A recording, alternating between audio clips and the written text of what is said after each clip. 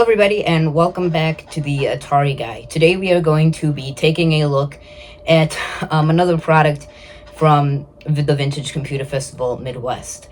It's not because I'm doing a whole series of these, it's rather because I have a lot of other projects I want to do. I'm starting to work on a whole list of projects I can make. However, this video is going to be made today, and so we are going to be taking a look at a rather big product. We're going to be taking a look at the Epson scanner. I've actually got another one of these. It's a more smaller one. However, we're going to take a look at this much larger scanner. One problem is I've got a table here right now because simply I just wanted something to rest this on. I didn't want to put it on the floor. But my other problem is I don't have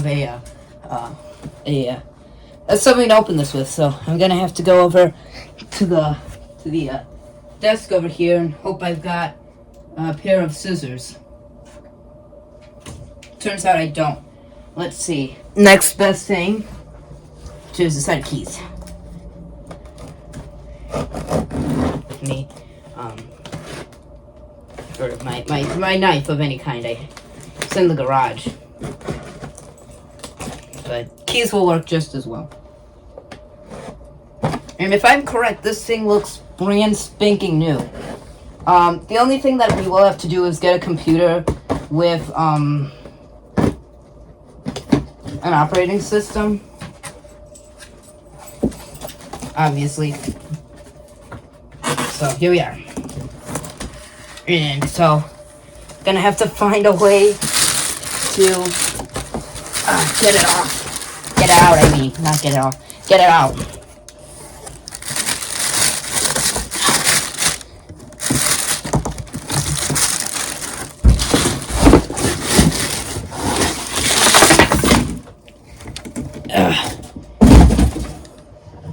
That did not sound good, by the way.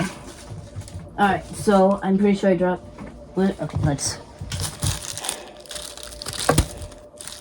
Installation of CD and instructions.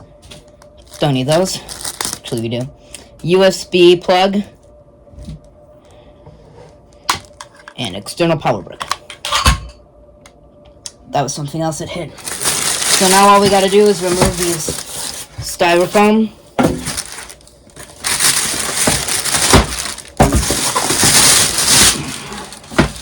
And there we go. And move you down. So here we are. Handy, a nice big scanner. Pretty cool thing. Top loading. The front screen is pretty nice. I thought it had a USB thing, so you could like automatically save it to USB. I was wrong. That's an arrow light. So we got we've got these nice power indicator lights. So now all we have to do is, number one, find a piece of paper to scan on here, which I actually don't have a specific piece of paper to scan on here, or a picture. This might work, but I don't know. But first and foremost, we need a computer. So we're gonna get a computer to work on here, but let's take a look at everything here. Here's the top. You've seen the side, the bottom. On this side, we got absolutely nothing. On the other side, we got absolutely nothing. And on the back, we've got power, lock, and USB. And also what looks to be an expander. So what we're going to need now is we're going to need a computer and something else. By the way, like the last computer, this was in the free section. But luckily, this one looked brand new, and as you could tell, I did have to cut open the tape. So, alright, so that's it for this portion. Now we just got to get a computer. It's kind of fun to play with. Alright, so I returned. I have a computer. So, just gonna have to move this to a place where it's safe.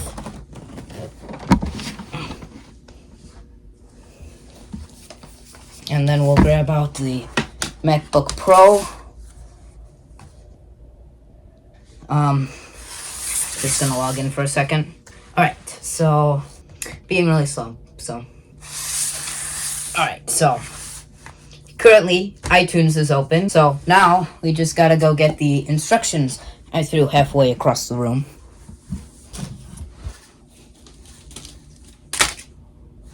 Instructions. So now all we need to do is open this puppy up.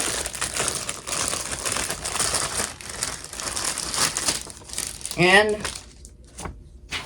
no instructions needed because this CD will guide us along the way. Problem with this is the fact that I would have to probably move this over. So what I'm going to do is I'm actually going to completely take this and put it over here. So I'm going to move this. If you were wondering what this was, this is a fancy LED light that I got for Christmas. And I've got a remote so I can... It's right here, the IR signal's right here. So I can change color. So there we go, red, green, blue, and a mix of all those. And so let's just move this over. Tetris machine. Mary. That's right. This is a Catholic channel.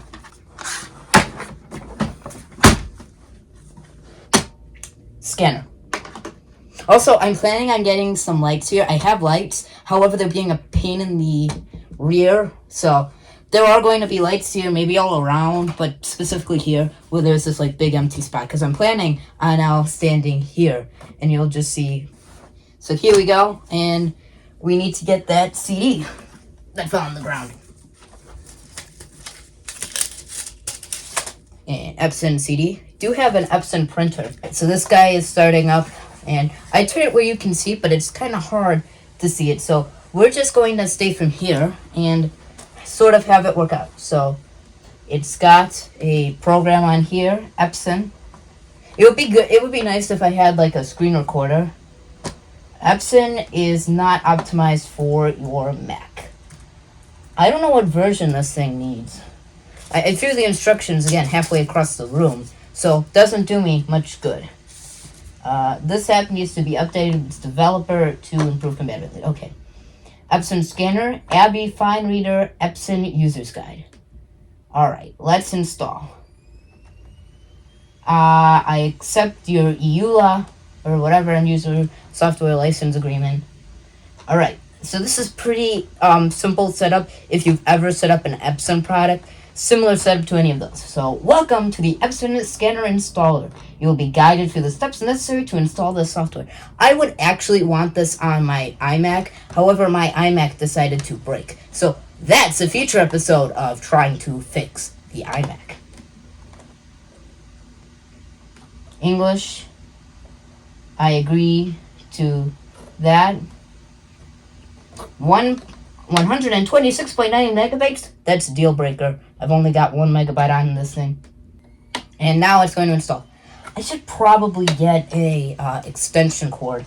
That's going to take about 3 minutes. We're going to go grab an extension. The installation was successful. I'm going to go grab an extension cord because now I got not one, but 2 extension cords. I got this one, which is a just a longer cord. And then I got a normal surge protector. I keep my Surface charger here usually, so I'm just gonna have to completely move everything around here for just a second if you don't mind. This thing can actually plug in, and I'm considering just keeping it plugged in because that way I don't, because this thing's running on AAA batteries, or AA batteries I should say, 3 of them. So, and I like to have this thing on during videos, and I can put it much on longer if I had it plugged in online, on whatever. So now let's unplug the record player. And plug it in. That's all. Hoping that nothing explodes on me. Fingers crossed. This thing will be fine. I'm kidding. Alright, so I should probably take a look at this. So the installation was successful. So let's close it. And the CD starts up. And I should probably get all the cords it came with.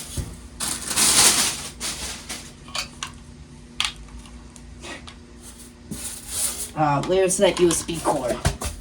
Power brick. Watch that for me. Found the cord. Alright, so hopefully it'll do something now. Sub-installer is not optimized for your Mac. So now we're on the sub-installer. Was the installer Epson or... This package will run a program to determine if software can be installed. You decide to do that now. I've actually got an Epson driver already on here. So, continue.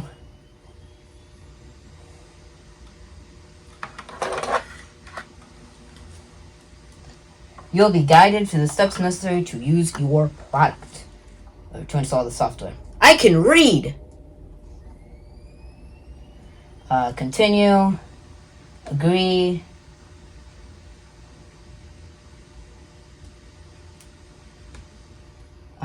Oh.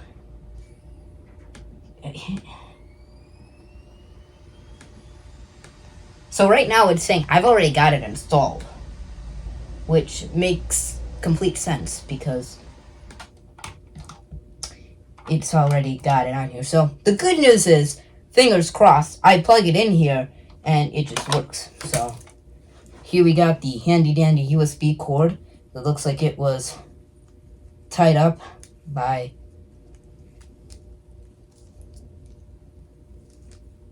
my fingers are full of sticky glue. Like, some kind of stuff that would be used to, like, keep stuff together. So let's plug you in.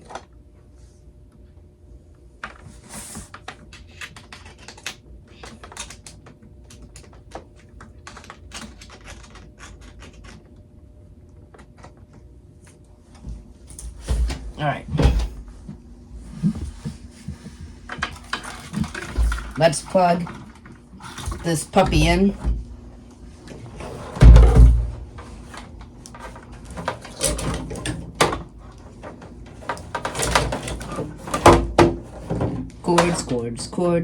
Cords inside of you.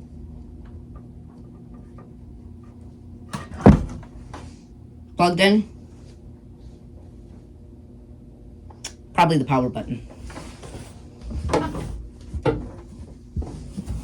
Pardon me. It's working. Alright, let's move you over. So now we have to open an Epson program. And it's got an error light, which doesn't tell me much. So probably have to restart the computer. But it's set up. That's all I wanted to show you. Well, actually wanted to show you a working scan. Well, that's not gonna work today.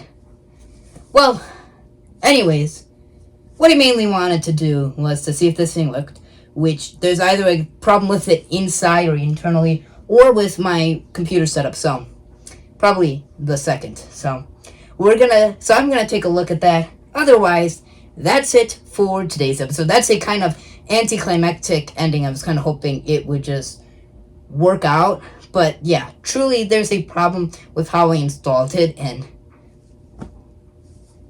undeniably that's my problem. So for the purpose of this video, we're good. So that is it for today.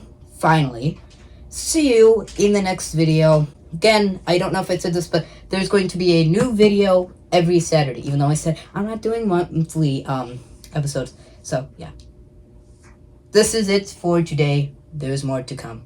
Thank you. See you next time.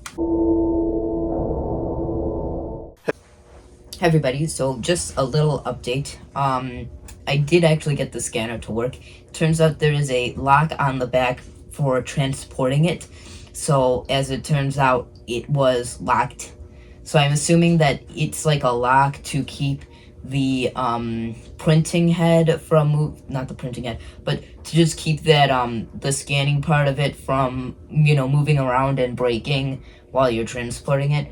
That's my assumption. So as it turns out, when I got that error on the printer and it was saying like clear the printer, it was because of that lock. So that was the issue, and it did work, and I was able to scan stuff. So in the end, the only problem was that I just simply failed to read the instructions well enough, or just I just failed to look at the instructions because it was on the instructions, and I was like, what did I do wrong? Because I was worried it was a software issue. Turns out it was just an issue with not reading the instructions, and I saw that lock on there, and I'm like, yeah, I think I even pointed out the fact that was there maybe.